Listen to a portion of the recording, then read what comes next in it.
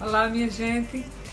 Então chegamos ao último vídeo da série dos 4 vídeos que nos propomos apresentar, falando dos primeiros sintomas que observamos em nossos pais no início do Alzheimer, e que são vários sintomas, mas esses eu achei aqueles que se destacaram com mais, assim, foram mais fortes no processo. Por isso que resolvemos falar um pouco mais sobre eles e de como encaramos naquele primeiro momento, entendeu?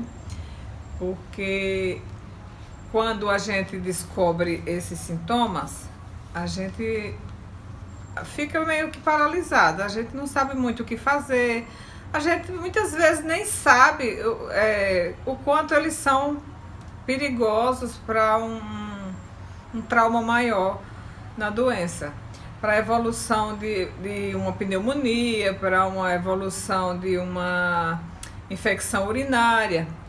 Então, esse último que nós vamos falar é sobre a deglutição. A deglutição eu já falei inclusive em outro vídeo, vou deixar o link também na descrição desse vídeo, para você que não assistiu. Já falei um pouco quando falamos do oxigênio.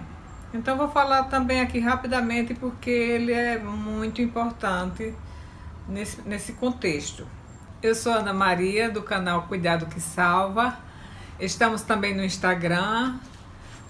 Veja também, se você não conseguiu ver aqui no YouTube, tiver mais acesso mais fácil ao Instagram, veja por lá, curta, compartilhe e dê a sua opinião, comente. Estamos aqui para compartilhar com vocês um pouco do que aprendemos na convivência da doença que a minha mãe e o meu pai foram acometidos, que é o Alzheimer. Então hoje estamos falando sobre a deglutição. A deglutição, que é o ato de engolir, que é muito importante nesses 3, foi o que mais tivemos dificuldade de administrar, de entender, até que então o negócio agora ficou mais estabilizado, depois que aprendemos como administrar essa dificuldade, que é a minha mãe deixar de engolir. Ela não engole nem a saliva. Essa saliva a gente tem que estar secando o tempo todo, a gente precisa colocar um remédio que ela, a cada de 8 em 8 horas a gente coloca sublingual, 4 gotinhas, a gente está utilizando nesse momento. Começamos com 2, depois aumentou para 3, porque a salivação ela é produzida constantemente. E no caso que ela usa sonda, então esse volume aumenta ainda mais. E isso tudo gera muitas complicações. Muitas vezes ela tem os engasgos com esse excesso de secreção.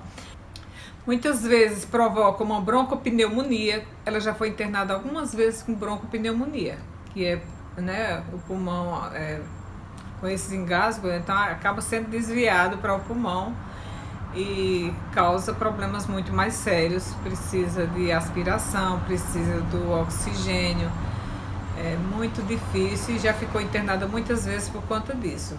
Além do mais, a deglutição também afeta a questão de tomar água. No caso, quando a minha mãe, quando a gente percebeu nela, começou com desidratação. Várias vezes ela foi internada porque estava desidratada, porque não conseguia beber água suficiente, porque a água ela engasga fácil.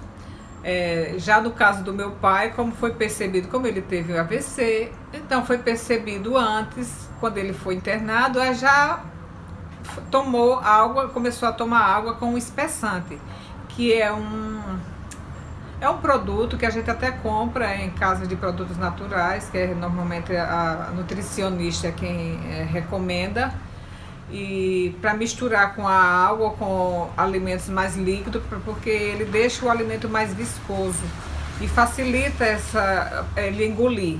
No caso que eles ainda não usavam sonda, Meu pai utilizou esse produto. Já a minha mãe não chegou a utilizar nesse produto, ela já foi direto para a sonda, porque já tinha infecção urinária, e a infecção urinária ela provoca outros problemas.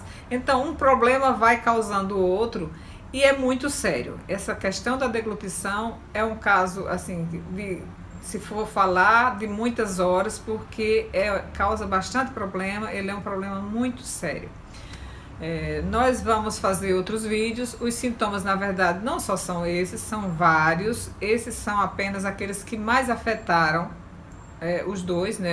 Tanto meu pai como a minha mãe, nessa doença que é muito terrível. É uma doença que evolui rápido.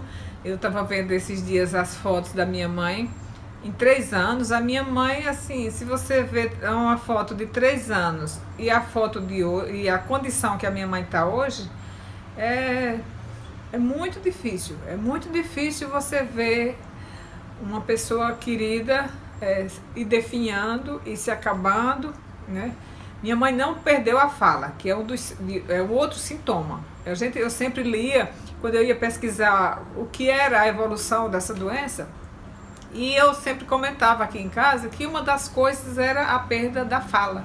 Graças a Deus, minha mãe não perdeu, ela fala, ela diz onde está doendo quando a gente pergunta, ela reclama, ela manda ligar a televisão quando não está ligada. Então ela ainda tem um diálogo, né? A memória ainda funciona um pouquinho, ela não perdeu totalmente os sentidos, como muitos casos. Assisti um vídeo esses dias de uma senhora, o filho falando.